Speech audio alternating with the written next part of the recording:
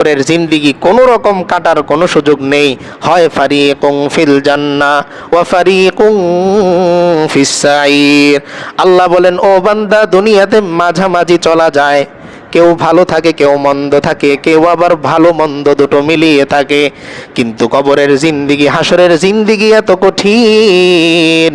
হয় বান্দা তুমি জান্নাতে যে ভালো থাকবে, আর নয়তো জাহান্নামে যে মন্দ থাকবে। মাঝামাঝি চলার কোনো সুযোগ আখিরাতে আমি আল্লাহ রাখিনি। অর্থাৎ আখিরাতের ব্যাপারে এইরকম চিন্তা করার কোনো সুযোগ নেই যে কোনো রকম চলে যাবে, একদিন ভালো আর একদিন মন্দ। কারণ আমরা আগেও শুনেছি যে জাহান্নামীরা ডাকতে ডাকতে 1000 বছর পার হয়ে যাবে, এরপর আল্লাহ একবার উত্তর দিবেন, বলো। তো সে যখন বলবে, আল্লাহ একটু শাস্তি আমাকে কমিয়ে দেন, সপ্তাহে একটা দিন আমাকে একটু সুযোগ দেন, একটু শাস্তিটা মাফ করে দেন। আছে কোরআনে যে বান্দা আল্লাহর কাছে দরখাস্ত করবে, আল্লাহ 3টা আবদার আপনার কাছে। 1 নম্বর আবদার হচ্ছে, আমাকে দুনিয়ায় আর একবার ফিরিয়ে দেন। এবার যদি আমি যাই তো আপনার জিকির ছাড়া আর অন্য কিছু আমি করব না। কি আবদার করবে? যে এবার যদি আমি যাই, একবার ফেল করার পরে ওই ছেলেটার টার্গেট কি হয়? আগামী পরীক্ষায় যা হবার হোক আমার পাস করতেই হবে।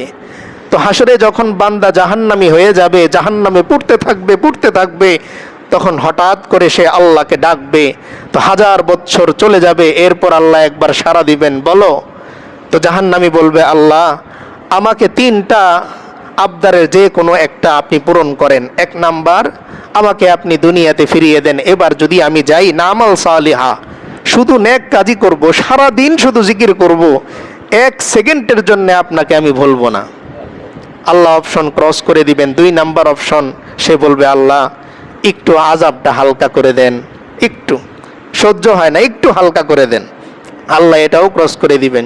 3 নাম্বারে বান্দা বলবে, আল্লাহ শাস্তি যেমন আছে চলুক, কিন্তু মাঝে মাঝে 1 ঘন্টা একটু বিরতি দিন। বিরতি দেয় না? দেখবেন লম্বা সময় ক্লাস হলে টিফিনের টাইম দেয়, নাস্তার টাইম দেয়। তো বান্দার তো এই সিরিয়াল মুখস্থ দুনিয়ার, তাই সে আল্লাহর কাছে দরখাস্ত করবে, আল্লাহ শাস্তি চলুক, কিন্তু আপনার জাহান্নামের ফেরেশতাদেরকে একটু বলেন তারা যেন মাঝে মাঝে আমাদেরকে একটু বিরতি দেয়। আল্লাহ তাআলা এই অপশনও কি করে দিবেন? ক্রস করে দিবেন। বান্দা, দুনিয়াতে কত অবসর সময় আমি তোমাকে দিয়েছি, কত লম্বা সময় আমি তোমাকে দিয়েছি, তখন কি করেছো তুমি? তো এই জন্যে আমি আমার সন্তানকে, আমার পরিবারের সদস্যদেরকে দুনিয়া নিয়ে যতটা ভাবি, তাদের আখিরাত নিয়ে এর চাইতেও আরো বেশি আমার ভাবা উচিত। তো আল্লাহ তাআলা যে আয়াতের তেলাওয়াত আমরা শুরুতে শুনলাম, এইখানে তিনি বান্দাকে শেখাচ্ছেন এবং তার হাবিবকেও নসিহত করতেছেন যে, আমার হাবিব, আপনি আমার দিকে মানুষদেরকে কিভাবে ডাকবেন। তো আল্লাহ তাআলা শেখাচ্ছেন, উদউ ইলা সাবিলি রাব্বিকা বিল হিকমা ওয়াল মাউইযাতিল হাসানা ওয়াজাদিলহুম বিল্লাতি হিয়া আহসান। আল্লাহ তাআলা বলেন, ও আমার হাবিব, উদউ ইলা সাবিলি রাব্বিক, আপনি আপনার রবের দিকে মানুষদেরকে ডাকেন। কিভাবে? বিল হিকমাতি, হিকমত দ্বারা, প্রজ্ঞা দ্বারা, কৌশল দ্বারা, ওয়াল মাওয়াইজাতিল হাসানা, সুন্দর সুন্দর উপদেশ দ্বারা, ওয়াজাদিলহুম বিল্লাতি হিয়া আহসান। যদি এই দাওয়াতের ক্ষেত্রে কেউ আপনার সাথে তর্কে লিপ্ত হয়, তাহলে আপনি তার সাথে তর্ক করেন হিয়া আহসান, এমন কথা দ্বারা যেই কথার মাধ্যমে তার দিলের মধ্যে থাকা সমস্ত সন্দেহ দূর হয়ে যায়। ওয়াজাদিলহুম বিল্লাতি হিয়া আহসান। কেন?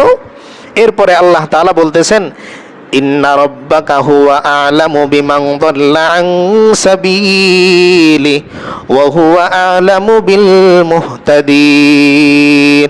আল্লাহ তাআলা বলেন, ও আমার হাবিব, আপনার রব ভালো জানেন। ইন্না রাব্বাকা হুয়া আ'লাম, নিশ্চয়ই আপনার রব ভালো জানেন। বিমান দাল্লা আন সাবিলি, কে তার পথ থেকে বিচ্যুত হয়ে যাবে, লাইন থেকে দূরে সরে যাবে।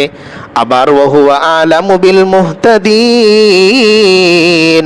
আবার তিনি এটাও জানেন কারা পথ পেয়ে যাবে। তাহলে আল্লাহ তাআলাই ভালো জানেন কে পথ পাবে আর কে পথ হারিয়ে ফেলবে, এটা কে জানেন? আল্লাহ জানেন। আমার দায়িত্ব হচ্ছে আল্লাহর দিকে ডাকা। দায়িত্ব কি আমার? আল্লাহর দিকে ডাকা। 3টা পয়েন্ট আল্লাহ তাআলা বললেন। 1 নম্বরে হচ্ছে বিল হিকমা, প্রজ্ঞা দ্বারা।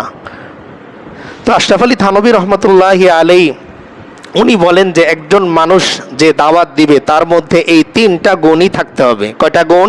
তিনটা গুণ। এক নম্বরে হচ্ছে তার মধ্যে প্রজ্ঞা থাকতে হবে, যে আমি একজন জ্ঞানী মানুষের সাথে কথা বলতেছি, তো তার সাথে যখন আমি কথা বলবো তখন সেও তো সুন্দর করে কথা জানে, আমিও জানি, তো তাকে আমি দাওয়াতের প্রতি আসক্ত, নামাজের প্রতি আসক্ত কিভাবে করব? যে আমাকে এত সুন্দর করে কিছু উদাহরণ তাকে দিতে হবে, যেই উদাহরণের মাধ্যমে সে বুঝবে যে আসলেই নামাজ আমার দরকার, বুঝবে যে রোজা আমার দরকার। দুই নম্বরে ওয়াল মাউআইজাতিল হাসানা, কথা শুনতে শুনতে সে বিরক্তও হতে পারে, রাগ দেখাতে পারে, তখন আমার কাজ হচ্ছে ওয়াল মাউআইজাতিল হাসানা, সুন্দর সুন্দর নরম কথা তাকে বলতে হবে। কঠোর হওয়া যাবে না যে মসজিদে তোমার যেতেই হবে, না। মসজিদে নেবেন কে? আল্লাহ। মসজিদের মালিক আল্লাহ, মসজিদে নেবেন কে? আল্লাহ। আমার দায়িত্ব হচ্ছে তার পর্যন্ত পৌঁছে দেয়া, যেন হাসরের ময়দানে সে বলতে না পারে আল্লাহ আমার এই ভাই আমার সাথেই চলতো, একসাথেই চা খেতাম, কিন্তু সে আজান হলে চলে যেত, আমাকে একবারও বলতো না চলো মসজিদে যাই। তিন নম্বরে ওয়াজাদিলহুম বিল্লাতি হিয়া আহসান, আল্লাহ বলতেছেন যে কোথাও যদি এরকম হয় যে তর্ক শুরু হয়ে গেল, সে বিপক্ষে যুক্তি দিচ্ছে, তুমি পক্ষে যুক্তি দিচ্ছ, এমন যদি হয় তাহলে এমন যুক্তি দিও না যেই যুক্তির দ্বারা তোমার উদ্দেশ্য হয় তাকে পরাজিত করা, বরং এমন যুক্তি দাও যেই যুক্তির মাধ্যমে তোমার উদ্দেশ্য হবে তাকে মসজিদমুখী করা। তাহলে এই তিনটা গুণ আমার মধ্যে থাকতে হবে। এই আয়াতের শানে নজুল কি, কখন এই আয়াত নাজিল হলো? আল্লাহ রসুল সাল্লাল্লাহু আলাইহি ওয়াসাল্লামকে তো আল্লাহ তাআলা দাওয়াতের মিশনের যোগ্যতা দিয়েই পাঠিয়েছেন, তাহলে আবার কেন নসিহত করতেছেন? অথচ আমরা অন্য আয়াতে জানি আল্লাহ বলতেছেন ইয়া আইয়ুহান নাবিয়্যু ইন্না আরসালনাকা শাহিদা ওয়া মুবাশশিরাও ওয়া নাযীরা। আল্লাহ বলেন, ও আমার হাবিব, আপনাকে আমি এক নম্বরে সাক্ষী হিসাবে প্রেরণ করেছি, অর্থাৎ দুনিয়ার যত নবী আম্বিয়া আলাইহিমুসসালামরা এসেছে তাদের সকল ধর্মের সাক্ষী হচ্ছেন আপনি। দুই নম্বরে হচ্ছে ওয়া মুবাশশিরা, আপনি হচ্ছেন সতর্ককারী, সুসংবাদদাতা, ওয়া নাযীরা, আপনি হচ্ছেন সতর্ককারী। তাহলে এই তিনটা গুণের মধ্যে যিনি সুসংবাদ দিবেন, তো কিসের সুসংবাদ দিবেন এই ব্যাপারে তার জ্ঞান থাকা লাগবে। দুই নম্বরে তিনি সতর্ক করবেন, তো কিসের সতর্ক তিনি করবেন এই ব্যাপারেও তার জ্ঞান থাকা লাগবে। তো আল্লাহ বলতেছেনই যে আমি আপনাকে পাঠিয়েছি এই গুণগুলো দিয়ে, তাহলে আবার কেন নসিহত করতেছেন? তো এর শানে নজুলে হযরত জাবের রাদিয়াল্লাহু তাআলা আনহু বলেন যে উহুদ যুদ্ধে, তৃতীয় হিজরির উহুদ যুদ্ধে আল্লাহ রসুল সাল্লাল্লাহু আলাইহি ওয়াসাল্লামের কাছে যখন সাহাবায়ে কেরাম ফিরে আসলেন, তো 70 জন সাহাবী নিখোঁজ। কতজন? 70 জন সাহাবী নিখোঁজ। এর মধ্যে রাসূল করিম সাল্লাল্লাহু আলাইহি ওয়াসাল্লামের প্রিয় চাচা হামজা রাদিয়াল্লাহু তাআলা আনহু তিনি অনুপস্থিত। তো তিনি সাহাবায়ে কেরামদের থেকে খোঁজ নিতে লাগলেন যে আমার চাচা হামজা তিনি কোথায়? তো এক সাহাবী বললেন যে আমি তার লাশ অমুক জায়গায় দেখে এসেছি, পড়ে আছে। তো এই কথা শোনার পরে রাসূল করিম সাল্লাল্লাহু আলাইহি ওয়াসাল্লাম রওনা হলেন, আর ওই সাহাবীর বলা জায়গা অনুযায়ী ওখানে গিয়ে দেখতে পেলেন যে তার চাচার লাশটা পড়ে আছে, নাক কান সব কাটা, মুসলা বলে আরবিতে এটাকে, মিম সাদ লাম ইয়া, মুসলা, বিকৃত যেটাকে বলে বাংলায়, বিকৃতি সাধন। তো তিনি এই লাশটা দেখে বড় কষ্ট পেলেন, আর এই কথা বললেন যে আল্লাহ শপথ করে বলতেছি, যারা আমার চাচা হামজাকে এভাবে বিকৃত করে শহীদ করলো তাদের প্রত্যেককে আমার এই এক চাচার বিনিময়ে 70 জন করে আমি পাকড়াও করব। এই কসম তিনি করে ফেললেন।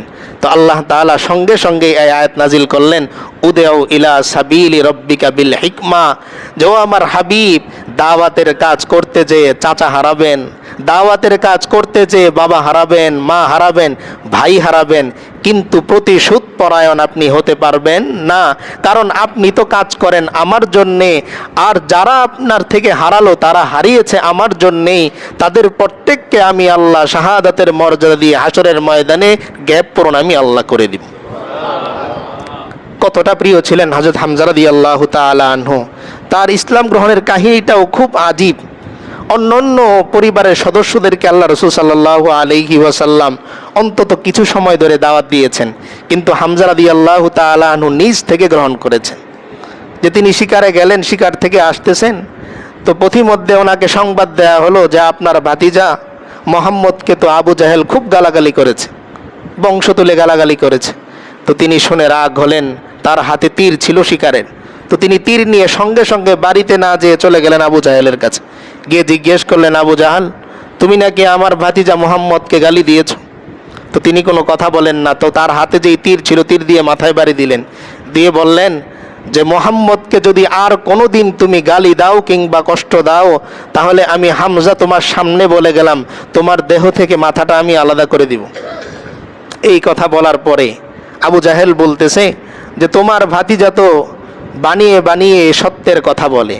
তো হামজা রাদিয়াল্লাহু তাআলা আনহু বলতেছেন, আমার ভাতিজা বলে তো ও তো আলামিন, ও তো সাদিকুল মাসদুক, সত্যবাদী। আমার ভাতিজা যদি কালিমার দাওয়াত দিয়ে থাকে, তাহলে তোমরা শোনো, আমি হামজাও বলতেছি আশহাদু আল্লা ইলাহা ইল্লাল্লাহ ওয়া আন্না মুহাম্মাদার রাসূলুল্লাহ। আমিও হামজা সাক্ষী দিচ্ছি যে আল্লাহ ছাড়া কোনো ইলাহ নাই, আর আমার ভাতিজা মোহাম্মদ সে কার রাসূল? আল্লাহর রাসূল। তিনি ইসলাম গ্রহণ করে ফেললেন, কোনো ভেবে চিন্তে না, হুট করে। কিন্তু তিনি পরে নিজেই বলতেছেন পরবর্তী সময়ে এসে যে আমি ইসলাম গ্রহণ করার পর যখন বাসায় আসলাম, আসার পরে আমার মনের মধ্যে কেমন দ্বিধাদ্বন্দ্ব তৈরি হচ্ছে যে বাপদাদার ধর্ম হুট করে ছেড়ে দিলাম, আসলেই কি ঠিক আছি কিনা আমি। তো তিনি বলেন যে আমি তখন কাবায় চলে গেলাম, সালাত আদায় করে আমি আল্লাহর কাছে দোয়া করলাম, আল্লাহ, আমি যদি সঠিক হয়ে থাকি তাহলে আপনি আমার দিলের মধ্যে প্রশান্তি দান করেন। তো তিনি বলেন, যখন আমি কাবা থেকে বের হলাম, মসজিদ থেকে বের হলাম, সঙ্গে সঙ্গে অনুভব করলাম কে যেন আমার দিলের মধ্যে প্রশান্তি দিয়ে দিয়েছে। ওখান থেকেই সেই আয়াত আমাদের স্মরণ হয়, আল্লাযীনা আমানু ওয়া তাতমাইন্নু কুলুবুহুম বিযিকরিল্লাহ, আলা বিযিকরিল্লাহি তাতমাইন্নুল কুলুব। আল্লাহ তাআলা বলেন, যারা ইমানদার তাদের একটা গুণ হচ্ছে তাদের অন্তরগুলো জিকির দ্বারা প্রশান্ত হয়। এরপর আল্লাহ আবার সতর্ক করে